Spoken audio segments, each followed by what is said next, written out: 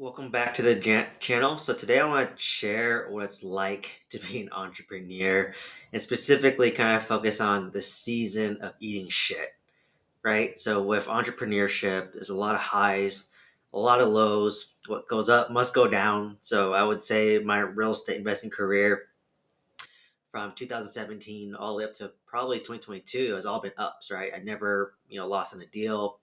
It was never really stressful. And then, end of 2022, going through all of 2023, it's been a complete tsunami. Every day I feel like I'm getting punched in the gut. I'm eating shit. This is the season of stress. This is the season of the value to spare. This is when, um, entrepreneurs are made or broken, right? So, to me, to kind of start off the story in, early 2023, I basically wanted to decide to sell my mobile home park. And I made the decision actually in December 2022. And the reason was my property manager wasn't that great, right? So with mobile home parks, it's hard to find third party property management. So I had an offsite property manager, I had an on site property manager. And, to be honest, if they were managing my apartments, I would probably fire them immediately. But in the mobile home park space, there's so few limited options in terms of third party property management, on site and off site. I kind of felt stuck with the deal. And, that's what kind of led me ultimately to sell it. And I'm probably going to take a maybe $50,000 to $60,000 loss despite putting in most of my time, most of my energy, and most of my money into the mobile home park. Like, to be honest, I probably put in 70% of my time, effort, money into the mobile home park and 30% into my two apartment complexes. I'm renovating all three of those, right? My 26 unit, my 20 unit, my mobile home park. But to be honest, like I put in 30% the effort, less money, and my apartments are like making money, right? Like my 26 unit is a home run where I bought for 500,000. I put in 300,000. It's probably worth 1.6. So I doubled it. My 20 unit, I bought for 350K, appraised at 400,000, and during the cash out refinance, it only appraised at 520K. So overall, I still made money on the deal, but what kind of hit me on that deal was interest rates went up. Because interest rates went up, the cap rate went up, and if cap rate goes up, then the value goes down. So, my interest rate on that loan was 7%, and the cap rate increased from 8 to 9 to 10%. So if you increase the denominator, it's going to lower your value in the equation. So that one I'm not too worried about. I'm still ahead on that one. Like honestly, when interest rates drop, hopefully in a year or two, the cap rate will probably go down, and I'll probably do a cash out refinance and pull out the majority of my money. I put in about $200,000 into that deal with renovation and down payment, and I put out 80,000, so I left 120K in the deal. But when interest rates drop, I'm probably gonna get my money and then hold an asset, and it's gonna do well, right? Both my apartments have great property managers. I was very fortunate that they're pretty self directed. They just kind of self sustain, and overall apartments are a lot easy, right? Like what Alex Hormozy says is simple scales, fancy fails. And apartments are very simple, right? Like you just renovate the unit, you renovate them all the same, and you basically just copy and paste, and you can have economies of scale by building around property management, right? So I have two great property managers. I can have easily built, more units around them. And, that was kind of my regret with the mobile home park, right? Like, I'll be honest that I bought the mobile home park. It was purely shiny object syndrome. Like, I just bought my 26 unit, and about 3 months later, I bought the mobile home park. And, for me, I was really set on, at the time, I wanted to diversify, right? I wanted I had apartments. I wanted to do mobile home park, self storage, industrial, triple net, because I heard these are all recession resistant assets, right? Like mobile home parks is affordable housing, self storage. People have lost junk and stuff, right? industrial is like you have like Amazon warehouses or FedEx warehouses. So e-commerce is really big now. So I just thought, okay, well, these are the good assets to be, and I want to diversify. So it's all about my mobile home park. But what I learned was, by buying the mobile home park, there's just so many like moving pieces, right? Like I have an offsite property manager, I have an on-site property manager. It's hard to find, if they're terrible, which they were, I just couldn't fire them and replace them. Versus my apartments, I could fire them and I have like two backups immediately who want the business, right? So, I just thought there was no control. My property managers, they overpromised, underdelivered. They just would say whatever to try to appease me, but their actions did not align with what they said, right? Like, they basically never improved collections. They were managing their renovations, and everything always went over budget. Um, basically all they're good at is paying the bills and just kind of maintaining status quo in the park. Like they said they specialize in doing turnarounds, but honestly, I don't think they did a good job on that. They never hit their word, and in this business, if you don't keep your word, on what basis can I trust you? Like, what basis is there of a business relationship if you don't even hold your word, right? And it's partly my fault as well. I mean, I had shiny object syndrome. I kind of relied on the fact that they were in the mobile park industry for about 30 years and they managed 70 parks. So I just thought, I assumed that, well, if you've been in it for 30 years and you manage 70 parks, you must be good. So I just thought, okay, well, if I do this, I can, burr my mobile home park and buy another one. But, what I've learned the hard way is that just because they've been in it for 30 years doesn't mean they're good. They could have been incompetent for 30 years, which, they definitely are. And just because you own 70 mobile home parks doesn't mean anything. Maybe you're just managing 70 mobile home parks poorly, right? And, basically I felt like I had to push them to do stuff. Like my property manager, like it was hard to evict the tenants, and I just felt like every week, I had weekly calls, like she would just give me excuses as to why she couldn't do something and why there's a delay. And basically, all my property managers are doing was blaming someone else and never took any accountability. And for me, that's what irritates me the most. I'll be honest, like, is just own up to it. Like, keep your word. If you can't keep your word, then just update me as to a more realistic plan. Like, don't try to like people please me and give yourself a goal that's impossible and then give an excuse later. And that's what the owner did, and his daughter was managing my park. And well, guess what? The apple doesn't fall too far from the tree. His daughter did the same thing as well, where they just never took ownership. Upon selling my park, he said like, yeah, like we can sell it for like 2.1 million, and reality is I'm probably sell for like 1.55, right? So how can the property be off by like 600,000? And I keep on telling my property manager, like, they're like, I'm losing money in this deal, and you've been managing it, and they take like no ownership over that. Like they're like completely denying the fact that like, yeah, I basically let them run the park, um, and I would trust but verify, but they just never held their end of the bargain, right? So that's when I decided to cut costs. It sucks to lose money, and what sucks is, um, a quick timeline, like in January of 2023, I got an offer for about 1.9 million.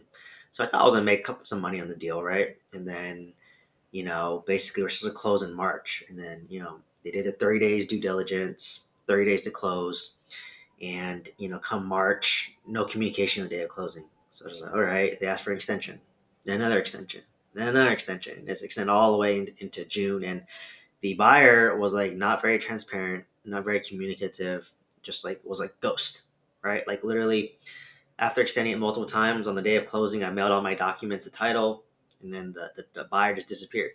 So I'm just like, all right, well, geez, like, are you that bad? Like, you literally gave me a $30,000 earnest money deposit, and you don't even communicate. Like, are people just that bad? Like for me, every time I closed, I always kept my word. I always closed on time. If I was gonna be late, I would communicate, and I just thought that was just like the code of conduct, right? But what I kind of learned is, like, I'm actually unique. Like, not many buyers or sellers are like me, where we communicate, we work fast, we work efficiently, right? Like most, buyers or sellers, they're not sophisticated.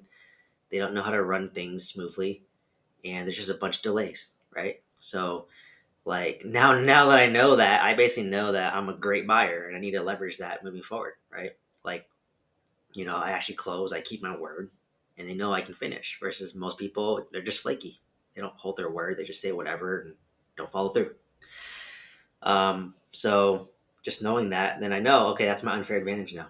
Like if most people are terrible at managing their real estate, don't treat it like a business, then there's opportunity for me to come in who actually can manage real estate, right? So for mobile home parks, there's just way too many pieces, right? Like I can't just fire third party property management and find a replacement. On-site manager, you fire him, he couldn't even collect the rent, right? In Alabama, and like you have to train another resident to do the same thing, right? So a lot of people, and then to bring in a new home is a lot of process. So like, there's so many moving pieces, and when it's too fancy, it fails, right? Like apartments are simple, it scales. Mobile home park is too fancy, it fails.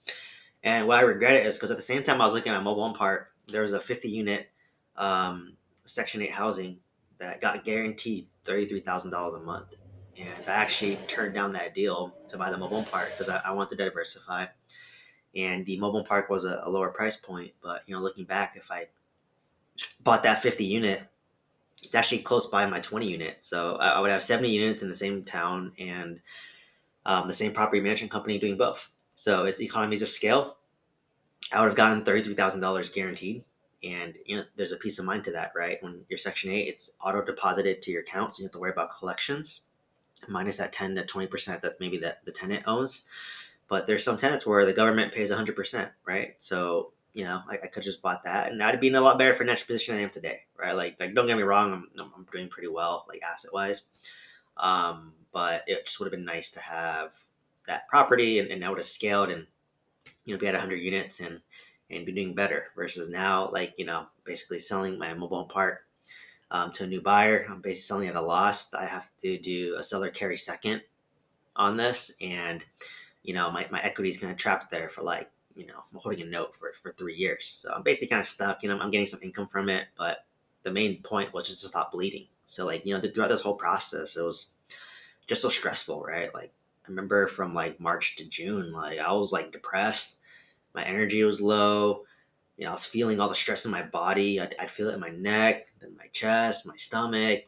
Just overall, like I'd work out. It was hard to recover. And while I was doing that, I was renovating my 26 unit. That was going smooth. And I was renovating my 20 unit. I had a hard money loan that was due in May of 2023, and it was the hardest cash out refinance ever. Right, like it was during the time of high interest rates. There was a lot of uncertainty. So like literally, it took me 90 days to do a cash out refinance. When every other property I bought before, the lender would take 30 days. So it took 3 times as long. They asked way more questions, and it was two-pronged. Like number one, it was Bank of the West, who I used before, and they're getting bought out by Bank of Montreal. So I think like all like the good like lenders and workers left due to the uncertainty, and only the not so great ones were left over. So, and then combined with that with the interest rate uncertainty, right? So it took a long time, took a lot of stress, but I finally got through, right? And did the cash out refinance after 90 days.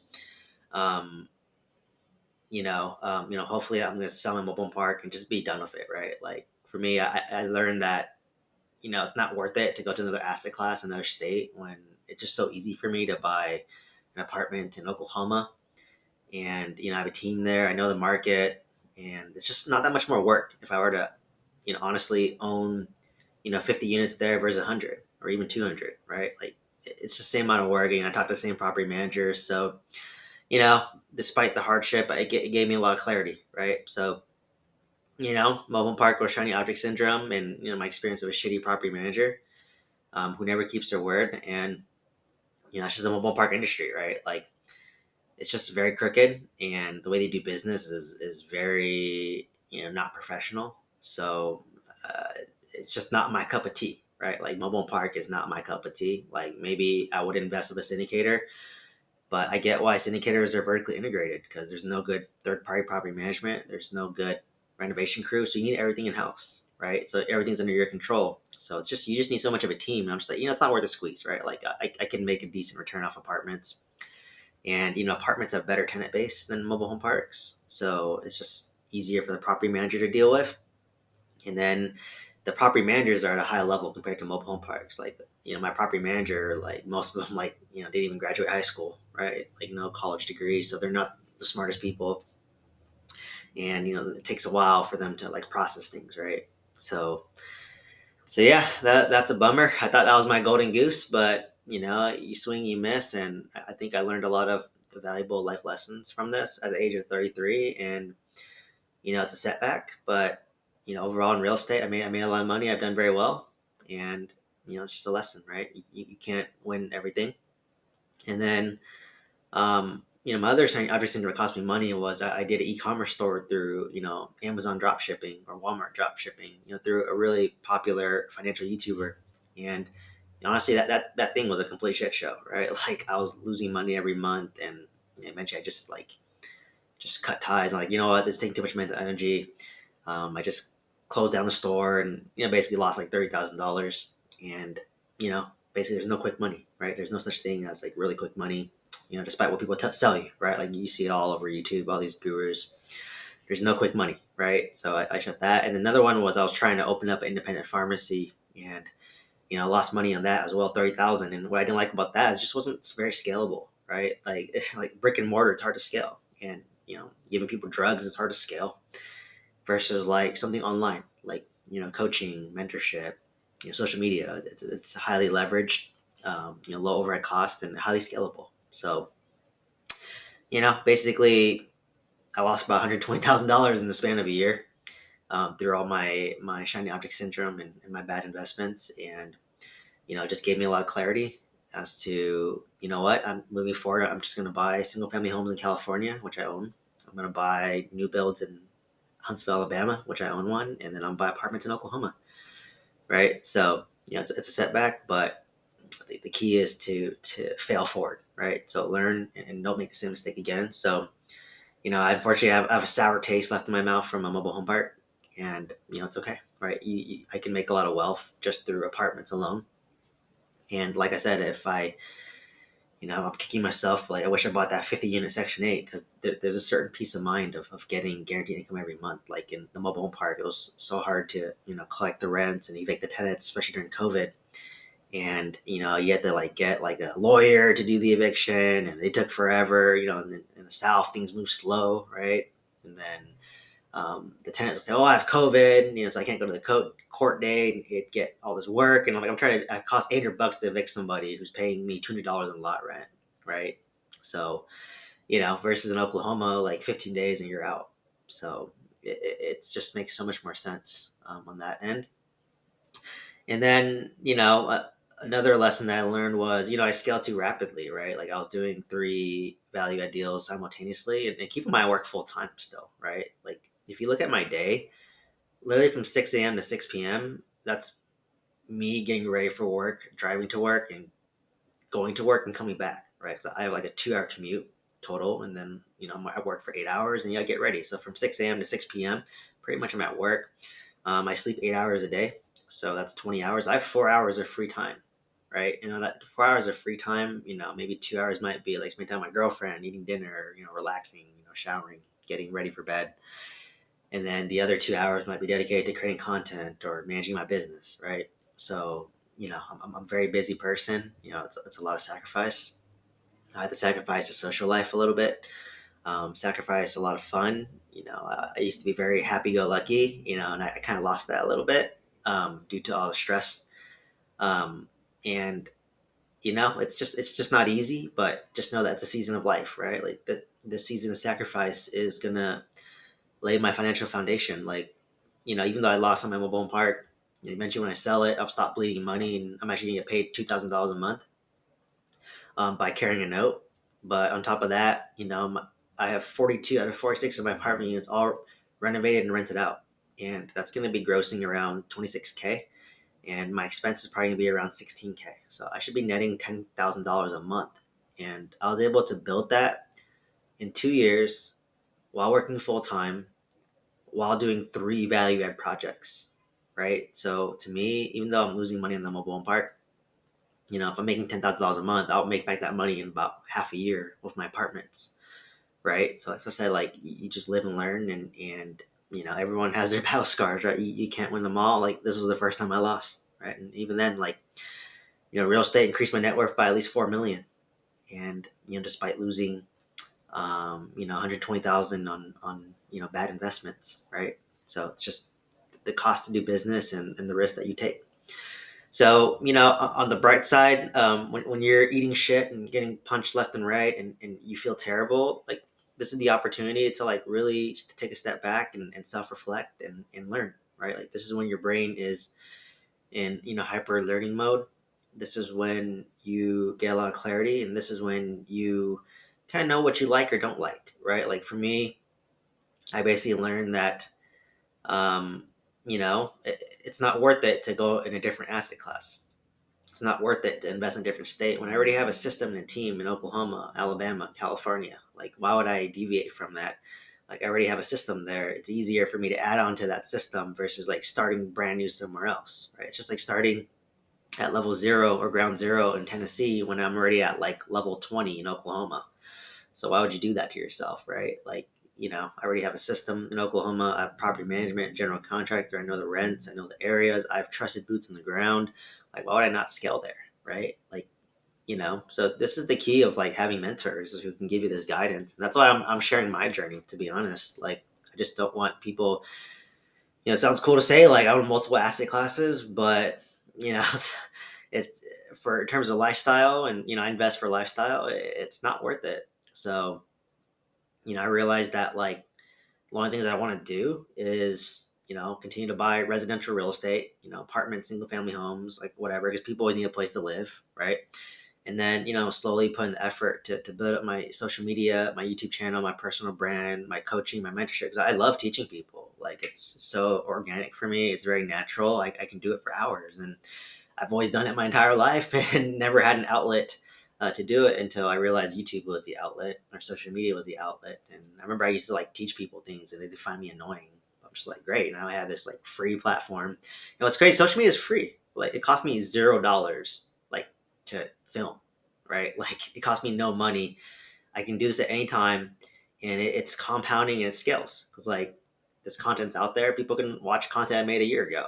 And for me, it really fulfills me to help people. Like, if I help a student get their first apartment complex, that's actually more fulfilling for me at this point now than it was for me to get it at this point. So, just kind of navigating the process, going through the ups and downs, and just coaching people on the mindset there. So, during this time of me eating shit and getting punched every day, I learned a lot, right? I learned that my mind can take a lot of stress, but my body started to feel it first. And when your body starts to feel it, that's when you need to listen. Like I said, I would feel it in my neck. I'd have knots in my like neck area, and I'd have to get my girlfriend to give me a massage almost every night. And then after that went away, it would go to my stomach, where I'd get like constipated or have heartburn or irregular um, taking number twos, right? Like just things got regular, and I was always fatigued. Like I just wake up after sleeping 8 hours and have like no energy. It was like hard to get out of bed, right? There's like no motivation. I felt like I was like a walking zombie. Like, what's the point of me like living? I just feel like I'm like a slave to like my job, and then I'm a slave to like my real estate business because real estate's 24/7, right? It never stops. It's 24/7. And then every day I just felt like I was getting hit with problem after problem after problem after problem. And then my head just hit the mental capacity. Like I just couldn't do any more than I was doing. Like I just hit this mental wall where I'd forget to do things, and it cost me thousands of dollars. Like I had a subscription to PropStream for like 6 months, and I didn't even realize it. And I was paying $100 a month, and I wasn't even like finding deals, right? Or like, um, I transferred my single family home into an LLC that I own 100%, and the tax assessor's office doubled my property tax, and I didn't catch it. And then I had to like contest it, and it took like 3 months to fix that. My credit score went from 800 to 500 because someone opened up a credit card under my name, which I wasn't aware of, and bought a bunch of stuff, and it was a delinquent credit card. So it dropped my credit score by 300, and I didn't realize it until I was trying to do my cash out refinance, and trying to call Chase to cancel the credit card, and then call the credit bureaus to like fix it during the cash out refinance, right? So like so much stress, and then things costing more expensive. Like I had to evict tenants because they were doing Sharpie art all over the wall, and things are more expensive. So like I just felt like I was getting punched every day, and you just start to have that victim mentality. Like why is everything bad happening to me? Like nothing is going right. I felt like I was getting a bunch of losses, and I just wanted small wins. And literally to get me through that, I had to like fabricate like little things in life. I was like, you know what? I'm fortunate to like have a job. I'm fortunate to have like a supportive girlfriend. Like I would have to focus on that. So what I really learned during this time is how to really take care of myself, my body, mentally, to be at my peak condition, right? So what I learned was I need to sleep at least 8 hours a day, right? And sleep early. So I would sleep around like 9 to 10, and if I was really tired that day or really stressed, I'd sleep like try to get 9 hours of sleep. Because when you sleep, that's when your body, your brain cleanses of all the stressors, all the toxins, and then removes it all, right? So, like to me, if every day I'm at battle, I need to be in the peak condition, right? So, how do I do that? You got to make sure you get 8 to 9 hours of sleep, like high quality sleep. Like for me, I would have a nighttime routine where it's really quiet. It's dark. You don't want any lights on because lights, inhibit melatonin, which makes you sleepy. So you want to keep things very dimly lit, turn down the brightness on your phone, your laptop, your TV, keep it very dim, very lit, very quiet.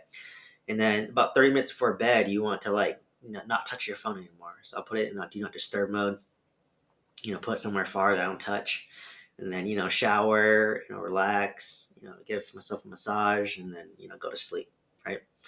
Um, and then, I would play the sound of rain to give myself some white noise to drown out all the noise of the city. I would, have an eye mask so things are dark. I would keep my room cool so that it's more comfortable, right? Like all these things to optimize your sleep. Another thing I started doing, which I didn't believe at all, was a miracle morning routine. Like I created a whole video on it, but I remember in June 15th, I was so stressed, and I said, you know what, like, I can't continue this lifestyle. Like I feel so miserable. Like my net worth, my wealth was the highest it's ever been, but I felt the most miserable, as if like I was in poverty or something. And I didn't really believe it, but I said, you know what, at this point, I'm so desperate. I want to try this. So I'd wake up. It takes about maybe 45 minutes every day for me to get ready for work, including my morning routine. So I'd wake up, get to turn on all the lights, open the window, see the sunlight, and then I'd brush my teeth, wash my face, and then at that point I would like start doing some stretching, right? I would stretch my body, get it moving. I would meditate a little bit, and then I would focus on gratitude and appreciation, because when you focus on gratitude, it could be anything, right? Like I'm grateful for having a job, I'm grateful for having a loving family, I'm grateful that I woke up, I'm grateful that I live in such an amazing area near the beach, right? Like just the little things, because when you focus on gratitude, appreciation, it actually helps stimulate your serotonin system. And serotonin, it actually resets dopamine.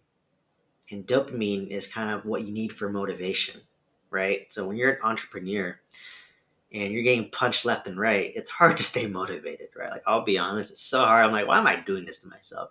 But by resetting my serotonin, it increased my dopamine, and then the dopamine gives me motivation to continue pursuing, right? Like for example, I post like 300 videos and I have 800 followers. It's very discouraging, right? There's people out there who have 300 videos and a million subscribers, right? But then once I'm just grateful for that, you know what, like, everyone has their own journey. And for me, I just love talking and teaching. So whatever, if I don't make it big, then that's fine. But if I can impact a couple people and they get inspired by this, that's fulfilling enough for me, right? Um, and it's not a competition either. It's just about giving value and just sharing my experience. That's all it really is. And I don't edit my videos right now, so what do I expect, right? Like, of course, it's gonna take me a lot longer to build up um, there. And then so I'd basically meditate in the morning. Focus on gratitude. Do some light exercise. So you can do some push-ups, some sit-ups, some jumping jacks. I have some dumbbells, in my studio, and just get your heart rate up, get the blood flowing, kind of wakes you up. And then at that point, get ready for work. I'm in complete silence. I don't look at my phone because you get stressed the moment you look at your phone. You see your huge to-do list, and then I prepare breakfast, and while I'm eating breakfast, I actually thought journal. So every morning I have a journal. I'll write the date, and I'll write like 5 or 6 bullet points about whatever I'm thinking about, like what clarity I got. Like for example, I just wrote something like, this season of life I'm going through is just temporary. It's not going to matter in like 1 to 2 years, right? Just like whatever mindset stuff, and it'd be nice to look back on it. But what's nice about it, it just gets all your stress, all your anxiety out onto paper, and then it just stays there. So it leaves you, it stays there. And at that point, I'll check my to do list, and then I'll drive to work. And I listen to a lot of like mindset focused podcasts. I used to listen to like a lot of like, bigger pockets, but I kind of hit the point now where I don't really learn much from their podcast. Like they're more about getting excited to do real estate. But I own 90 units, so I'm definitely, for it. But now I'm just listening more about like success mindset and like how to like improve yourself, how to regulate stress, how to have a peak mind, and how to do all that. Right. That's why I started the Miracle Morning Routine. And like it doesn't have to take, like I said, my whole routine takes about 30 to 45 minutes, so it's not that time consuming to do. And then, when I drive to work, I like to learn, listen. And then, I arrive to work, and then, I'm ready to work. And then, typically I will like go home, and then I try to like work out, maybe 3 or 4 times a week. Some days I just don't got it, but, I have an apartment gym where I go for more serious workouts. But even in my studio where I live, I have like, a bench and some dumbbells. So like, even like I'm too lazy to go to the gym, I can at least like, pump some reps. Dumbbells up to 50 pounds. It's the Bowflex one. And, I'll just pump up like, 4 to 8 sets of, chest or back, or do some squats with the weights, and like just something, right? Even while I'm watching TV, right? So like, I just try to do something for like 20, 30 minutes. And what I learned is, like when I'm really frustrated and like really angry and stressed, right? Because it's real estate. I'm working full time. I'm basically doing 2 full-time jobs. Like when your mind is stressed, that's when you need to move your body to relieve that stress. When your body is stressed, you got to use your mind, right? They counterbalance each other. So, like for example, I was really frustrated that closing was delayed again on my mobile home park. I was supposed to close yesterday in September, but the buyer didn't have his LLC docs done. So literally, I mailed everything already. The last second, the buyer wanted to change from his name to an LLC, and now we're delayed again. So I was like really frustrated with the broker, really frustrated in general. And then that anger resided with me on Wednesday and Thursday. But then when I worked out, um, you know, on Friday, I was good, right? But had I just worked out on Thursday or on Wednesday, the day I was angry, it would have dissipated that anger. So what I'm learning and trying to do is like, if I'm just really angry, really frustrated, I gotta move my body and just release that, right? Whether you go to the gym, do some push-ups, go running, whatever it is, like in the day that your mind is just so angry with frustration, just release it all. Like it was an intense workout, right? I had a lot of anger inside of me and want to let that stress out. So just being cognizant of that, just remind yourself like, hey, I'm having a shitty day, I'm angry, I need to work out. Like prioritize that, like even if it's like 20, 30 minutes, right? Watching TV or something. um so that's what I learned too, is you got to take care of yourself physically, to have more energy. And another thing I started to do is I really started this really great supplement regimen. So I would take 4 supplements a day. In the morning, I take vitamin C and vitamin D. So, vitamin C helps with inflammation and improves your immunity, right? So, when you're really stressed, your body releases something called cortisol, and then cortisol actually reduces your immune system. So, you're more prone to getting sick when you're stressed, right? That's why you never notice when you're really stressed, and then you finally go calm down from your stress, you always get sick because your immune system is compromised. So, that's why I take vitamin C, and then it helps with inflammation. Like when you're stressed, everything just feels inflamed in your body, right? So vitamin C is an antioxidant, so it helps reduce inflammation in your body. So I take 1,000 milligrams a day. I buy the ones from Costco. It's the cheapest one, the Kirkland brand. And then I take vitamin D because vitamin D helps with energy and mood. And when you're an entrepreneur, you want your energy to be good, you want your mood to be good, because you're going to be tested, right? Like actually, you can, during your annual physician visit, you can check your vitamin D level. Mine was like low, not too low, but then it basically said that like, oh, you're low, and you need supplementation. So I just take a little gel cap every day, and I'm trying to push my level to be kind of in the middle, because I'm definitely pushing myself, and I don't get enough sunlight, right? Like I work in the basement of a hospital, so there's like no sunlight. So it's definitely recommended to take that. And at nighttime, I take a multivitamin because I don't have a well balanced diet.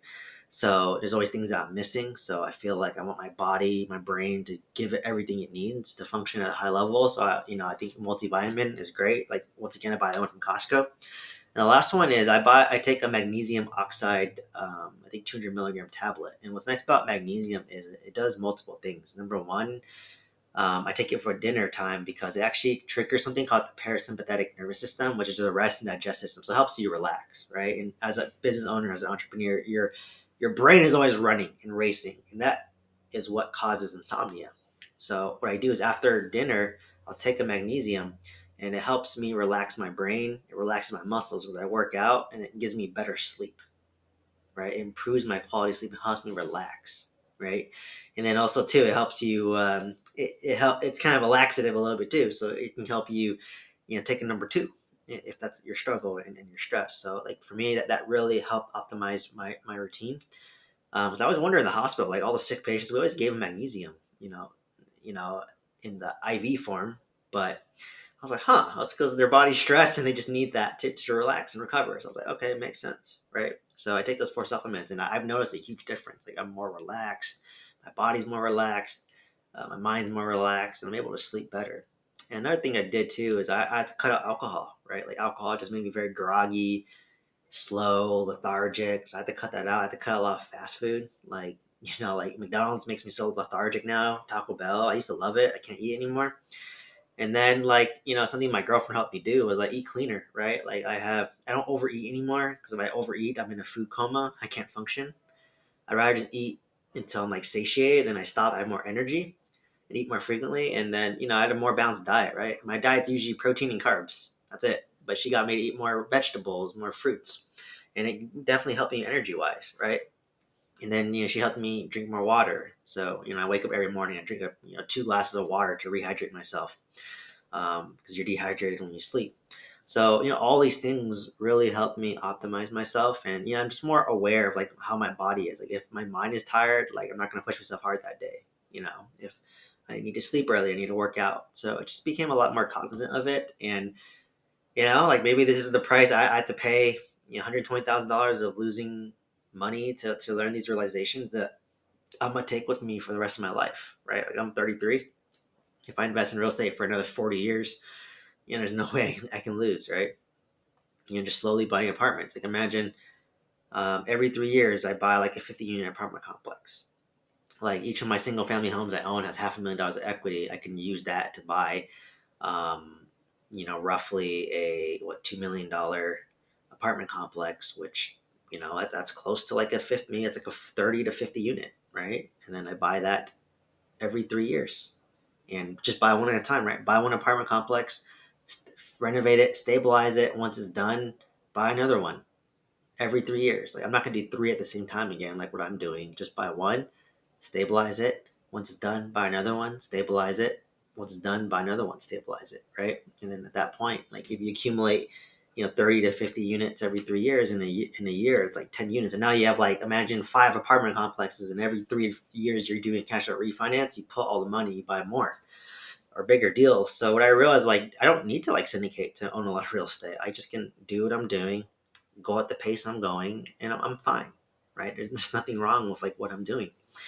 So yeah, I basically hit that realization, and for me, I was always lifestyle oriented in terms of like investing in general, like a lifestyle entrepreneur. Like for me, ultimately, I just want to be able to retire from my job, um, you know, retire my girlfriend first, and then myself second, because my job hours are a lot nicer than hers, and just at that point.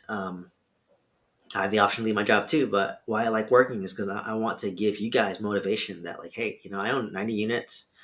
Even if I sell my mobile park, I'll be at 50 units and I work full time, right? So it's doable, right? Like I just want to show that it's doable despite having obligations. Like I own a lot more real estate than real estate investors who are full time in real estate, and I'm doing it as a part time thing, right? So I just want to inspire you guys to know that it's possible. I have no partners; it's just me.